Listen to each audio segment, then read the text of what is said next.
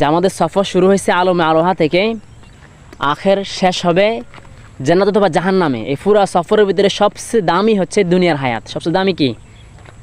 দুনিয়ার হায়াত। আমার এই দুনিয়ার হায়াত নির্ভর করবে আমার পরবর্তী জিন্দেগি কি সুখের হবে নাকি পরবর্তী জিন্দেগি কষ্টের হবে। এটা নির্ভর করবে আমার এই দুনিয়ার এই 60-70-80 বছরের হায়াত। মোস্ট ইম্পর্টেন্ট, প্রতিটা সেকেন্ডের মূল্য দুনিয়ার হায়াতের লক্ষ কোটি টাকার চেয়ে বেশি মূল্য রাখে আমার এই দুনিয়ার হায়াত। একবার সুবহানাল্লাহ বলবো, বলে জান্নাতে একটা গাছ লাগবে, এটা গাছের ছায়া, আর একটা আরবের তেজি করা 500 বছর ধরে শেষ করতে পারবে না।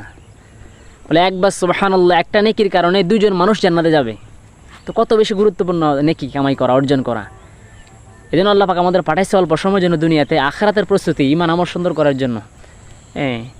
এই জন্য সময়টাকে হেলায় নষ্ট না করি। বলে মানুষ জান্নাতে যাওয়ার পরও আফসোস করবে যে সময়টা সে হেলায় কাটছে, ইবাদত করে নাই, আল্লাহ পাকের হুকুমকে পুরা করে নাই, নেক আমল করে নাই, অবসর কাটছে।